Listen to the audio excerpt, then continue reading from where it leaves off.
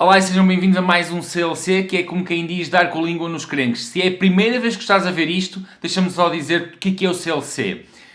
Nós, à terça-feira, às 9 da noite, sai este vídeo, como acabou de sair, e tu podes ver-nos a mandar uns bitites e as nossas opiniões sobre aquelas que foram as grandes notícias da semana. Nós não falamos notícias, porque notícias têm que ser ao minuto, cada vez mais. E há até quem, antes delas acontecerem, já esteja a dar. Nós não. Nós deixamos uma semana inteirinha de notícias, depois chegar aqui e mandar os nossos bitites e convidar-te a deixar os comentários, certo? Certíssimo. Pronto. É hoje, faltam-nos os temas de hoje. Hoje então não podemos deixar escapar os campeonatos do mundo que se realizaram a passada semana. Uma queda que vamos ter que falar que também no campeonato do mundo. Mas isso já faz parte... É um subtópico. Isso faz parte de uma questão que lançamos a semana passada, em que convidamos-te a fazer-nos perguntas para no final do vídeo, ou seja, quando terminamos as nossas opiniões, nós damos a nossa opinião sobre as questões que vocês desse lado nos deixaram ficar nos comentários deste vídeo. Ou seja, vocês comentam neste vídeo e na semana que vem nós damos as opiniões sobre as questões que vocês nos colocaram. Portanto, hoje temos 3 temas principais, mais as vossas questões, que é então Campeonatos do Mundo, Volta a Portugal, que a semana passada esquecemos de falar da Volta a Portugal, e ainda temos aí Campeonato Nacional de XCO, que realizou-se a semana passada. E agora sim, temos CLC.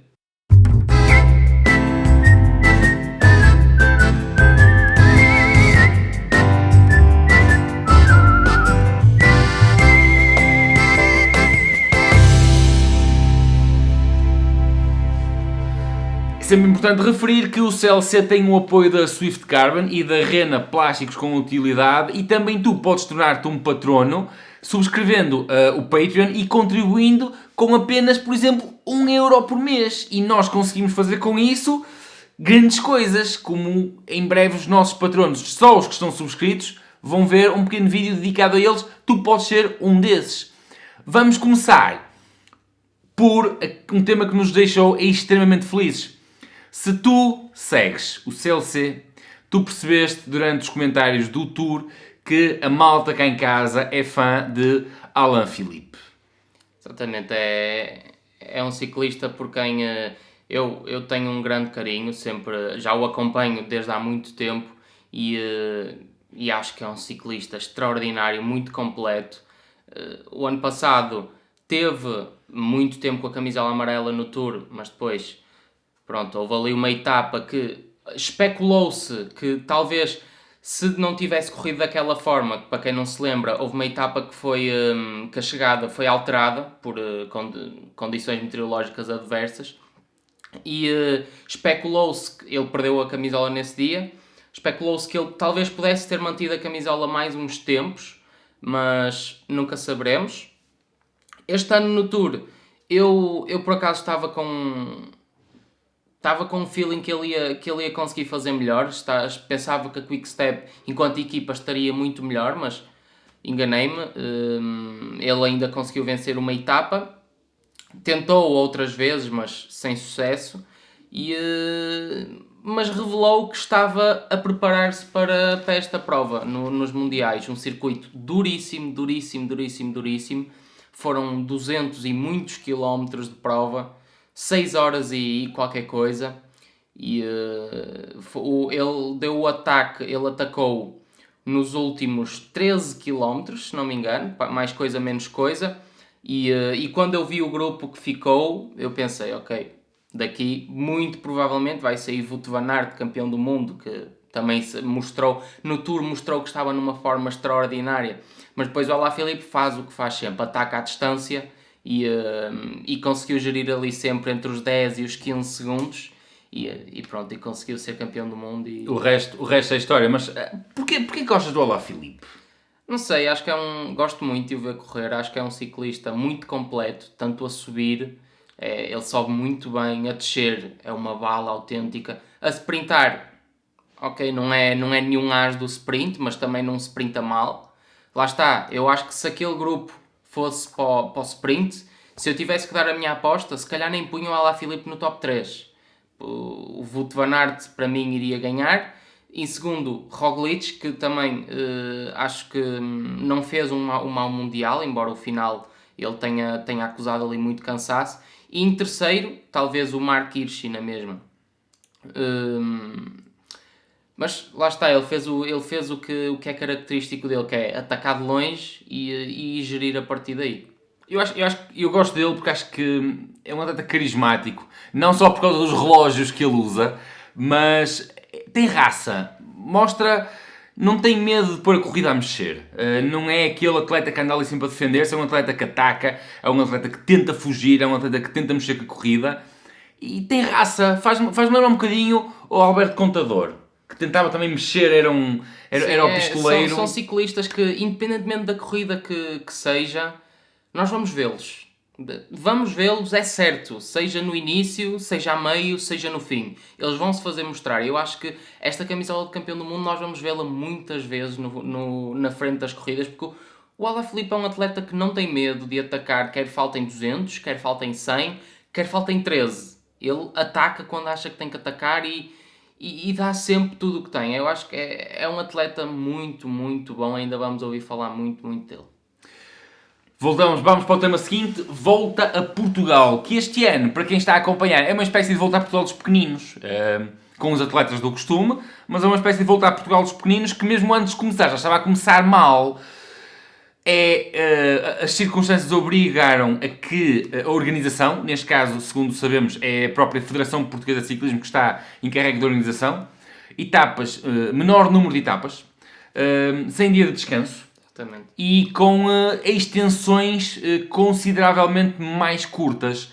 Eu acho que não é aquilo que nenhum de nós quer ver, mas é aquilo que é possível neste momento fazer. E, portanto, só temos que aplaudir de longe, com 2 metros de distância uns dos outros, aquilo que é possível fazer. Quanto à questão do público, eu vou sempre batalhar nesta, não sei o que vou batalhar, é... Desporto sem público não existe. O atleta é um performer igual ao artista de circo, igual ao artista de cinema, de teatro. É um performer. E é bom que toda esta situação passe rapidamente para nós podermos voltar a viver, para voltarmos a ter vida e para que a profissão de muitos atletas de várias modalidades não estejam em risco. E por falar em modalidades, embora não sendo ciclista, quero mandar aqui um grande abraço ao Fernando Pimenta, que uma vez mais elevou o nome de Portugal ao mais alto nível. Portanto, muitos parabéns. Voltar a Portugal. Voltar a Portugal. Começou este ano com um prólogo de 7 km em Faf. E o vencedor veio mostrar que os velhos são os trapos. Gustavo Veloso, mais uma vez a mostrar que ainda está aí para as curvas. A ganhar num contrarrelógio, não é? Como ele, um contrarrelógio. Um contrarrelógio de 7 km. Segunda-feira, a camisola amarela foi para Kelly?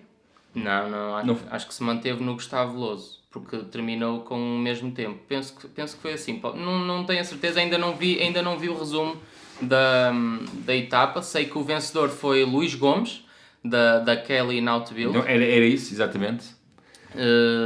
Uma excelente etapa.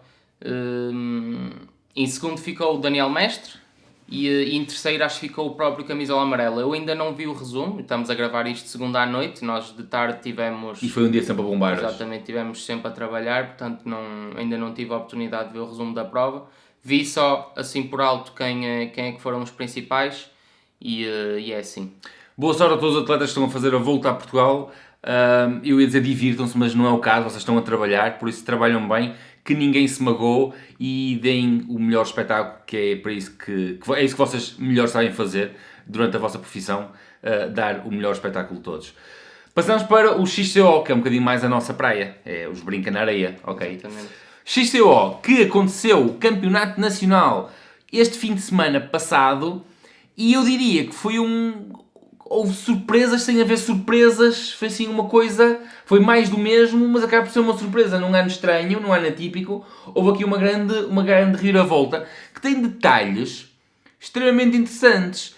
Ponto número 1, campeã nacional de elites, Sem surpresas, Raquel Queiroz, Exatamente. que termina a mais de 6 minutos da segunda classificada. Isto mostra o nível da Raquel. Isto mostra o nível da Raquel, ponto, não é? Ponto. Exatamente, é um nível muito, muito diferente de... Tem nível. Tem nível Tem nível. e pronto, acho que chega a não ser competitivo, já é um ponto em que, de certa forma, não é competitivo para a Raquel. Chegamos aqui ao ponto em que a Raquel está naquela categoria Precisa de ir para... tem mesmo que correr lá fora Exatamente. para continuar a evoluir. Eu sou uma das pessoas, eu conheço a Raquel desde pequenina, acompanhei, sou uma das pessoas que acredito muito no potencial da Raquel. Ela é muito nova, tem muito para evoluir e eu acredito nisso ainda, mas tem mesmo que ir lá para fora, porque cá não tem como evoluir mais. Não há 6 minutos a segunda num campeonato nacional e eu acho que mostra tudo. Mas agora passamos para os elites. E é nos elites que há coisas interessantes. Rafael, diz aí o top 5 do pódio. O top 5 do pódio foi, no quinto lugar, Ricardo Marinheiro, campeão nacional o ano passado e no ano anterior. Exatamente. No quarto lugar, Mário Costa. Terceiro lugar, David Rosa, esse dispensa apresentações. Segundo lugar, Zé Dias, da DMT, colega de equipa do Tiago Ferreira. E no primeiro lugar, Roberto Ferreira, do Guilherme Abreu BTT. Roberto Ferreira. E há um detalhe que eu acho importante de destacar. É que 5 atletas e o campeão nacional é, segundo sabemos e segundo são as informações que nós temos, é o único que não é profissional. Exatamente, ou seja, quando nós dizemos que não é profissional é que, lá está, não faz não é atleta ele tem muito de profissão, porque ele tem um emprego. Por acaso é emprego. ligado às bicicletas na mesma. Exatamente. Ele, Tanto quanto sei, é mecânico. É mecânico numa loja de bicicletas, mas não faz disto profissão. Não... Tem um horário que chamamos-lhe assim, um horário das 8 às 5. Não sei se é das 8 às 5, não deve ser, mas tem um emprego, 8 horas por dia. E chega ali e é campeão nacional de elites em Portugal. Exatamente, o que levou a crer que a pandemia, ou seja, o estar tudo fechado, para ele Estabilizou muita coisa. E para ele foi uma mais-valia, porque ele preparou-se muito bem, conseguiu preparar-se muito melhor que os outros, e aqui provou isso. Já no XCE provou que estava numa melhor forma. Eu no XCE também apontaria para ele como um dos principais vencedores, porque... É importante referir também que, então, podemos estar a falar aqui que a pista favorece um bocadinho o Roberto, ok? Porque o Campeonato Nacional de XCE foi o mesmo onde decorreu no passado fim de semana o Campeonato Nacional de XCO. Sim, a pista alterou em alguns pontos de uma corrida para a outra, mas para o XCE eu apontaria para ele, porque mesmo por causa das características físicas do Roberto, ele é o que mais destaca, porque ele é um atleta muito forte, fisicamente muito forte, e para uma prova de explosão como o XCE...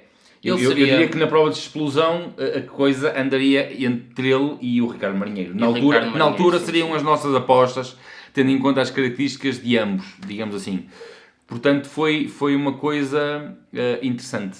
Para o XCO, é assim, eu não diria que daquele top 5 eu iria pôr o Roberto como vencedor, mas daria logo para talvez descartar ali 2 ou 3 atletas. E depois ficaria ali entre outros 2 ou 3, que seria, na minha opinião, na mesma, Zé Dias e Roberto Ferreira. Acabou por levar o Roberto a melhor e pronto. Para o ano a mais. E esperemos que com o público lá a bater palmas, porque gostava de ter visto este espetáculo. Agora, passamos às dúvidas, que neste momento só temos então das pessoas que nos seguem. Houve 2 pessoas que nos colocaram 2 dúvidas.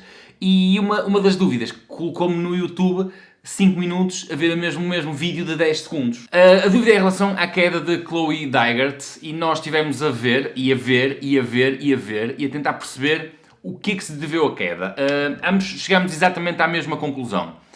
A queda deve-se a um erro, eu não diria um erro de principiante, porque a atleta em causa é tudo menos principiante, mas acaba por ser uma queda de principiante. Acaba por ser um bocadinho a questão do Froome, quando o Froome caiu, porque é que ele caiu? Não acho que seja uma queda de principiante. Aquela atleta lá está, é tudo menos principiante. Ela ia para ganhar, ela já ia com um tempo canhão mesmo. E o que eu consigo retirar da queda é que, no reconhecimento que ela deve ter feito, aquela curva à direita não era uma curva muito acentuada. E ela deve, no reconhecimento, deve ter conseguido fazer aquilo com os braços nos extensores. O que aconteceu é que no dia da prova, e os comentadores referiram isso, estava muito vento lateral. E o que se consegue ver na queda é que ela apanha vento lateral numa altura em que já está em curva.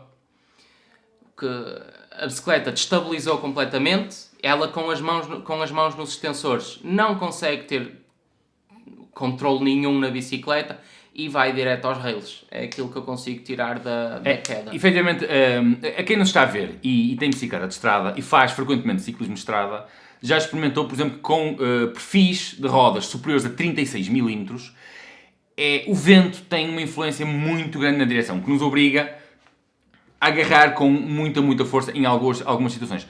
Há situações, inclusive, que eu próprio recomendo que, se estiver muito vento, e um vento que abane copas das árvores, por exemplo, que as pessoas não saiam com rodas de perfil. É preferível terem para a frente uma roda de montanha.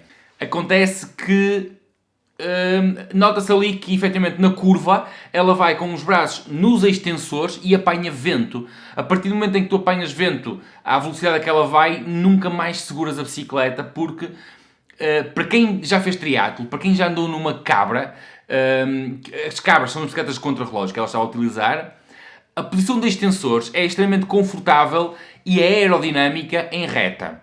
Já fazer curvas com aquilo é preciso muita coragem, e eu acho que a queda deveu-se única e exclusivamente, como o Rafael disse, ela fez o reconhecimento, no reconhecimento não deveria haver vento, ela entrou na curva, arriscou, apanhou um bocadinho de vento e depois a bicicleta começar a tremer, perder a direção, não há absolutamente mais nada a fazer.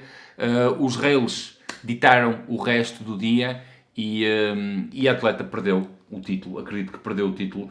Inclusive é de fundo, poderá ter sido também a causa, por causa da queda no contrarrelógio. Sim, no contrarrelógio ela era a maior favorita, no fundo ia ali debater-se com mais 2 ou 3, mas pronto, teve o azar. Na queda ela rasgou o músculo e os ligamentos da perna e pronto, agora terá uns longos meses de recuperação, penso eu. Portanto, acho que não houve qualquer problema técnico na queda, foi mesmo uma questão de técnica de condução que não previu ali o problema. Segunda questão que nos foi deixada, esta acaba a ser curiosa porque é uma coisa que nós falamos muito, que é bicicletas rígidas ou suspensão total para ultramaratonas. Rafael, queres tocar no assunto? Assim, essa questão no que toca às ultramaratonas ou às maratonas normais, é 100% suspensão total. É a minha resposta. A não ser que não haja possibilidade de ter uma suspensão total, não, mas uma boa suspensão total. Sim, claro. Mas o mesmo se passa com as rígidas. Uma má bicicleta rígida também é... Exatamente. Mas no que diz respeito a longas distâncias, neste caso estamos a falar das ultramaratonas, sem sombra de dúvida que uma suspensão total vai trazer grande benefício. Não só em conforto, mas também no que diz respeito à economia muscular. Isto porque, quando nós temos que utilizar as pernas para ir em contração esqueci-me o nome. Isométrica. Para irmos para irmos em contração isométrica. Uma contração isométrica é quando tu tens que segurar alguma coisa, o músculo está contraído, mas depois não tem extensão e contração, ok? Mas o músculo está na mesma a ser ativado. E no caso do BTT, quando vamos em sítios de muita trepidação, temos que levantar o traseiro do selim e as pernas é que vão ali a fazer o trabalho de amortecedor. Ou seja, elas não estão a ser utilizadas para criar propulsão, para desenvolver potência. Vão só absorver a vibração. E isso consome imensa energia. Portanto, só nesse aspecto, suspensão total, sem dúvida. Uma outra questão que nos é colocada é uma suspensão que não tenha movimento vertical. Ou seja, uma bicicleta que não tenha movimento vertical. Uma boa bicicleta. Significa que quando vais a pedalar que ela não vá a bombear. Isto também é uma questão muito interessante. Dos comentários que eu vi, das respostas a isso, apontam sempre para uma bicicleta. E eu sou talvez a pessoa menos fã dessa bicicleta. Já o Rafael é outra coisa. Sem falar em marcas, há uma bicicleta que primeiro dá-te a pancada e depois a suspensão é ativada, ok? E depois há as suspensões onde tens a oportunidade de ajustares tu o próprio amortecedor. Agora, obviamente que cada vez mais eu vejo menos praticantes que sabem ajustar um amortecedor. Isto levanta aqui alguns problemas. Então aí, se calhar, migram para esse estilo de bicicleta porque o amortecedor pseudo-auto-ajusta-se, não é? De todo, eu digo que isso será o melhor estilo de bicicleta. Até porque a própria marca lançou-a e disse que ela era uma bicicleta pura de XCO, pura de competição. E quando estamos a falar de uma bicicleta pura de XCO, estamos a falar de uma bicicleta para ultramaratonas?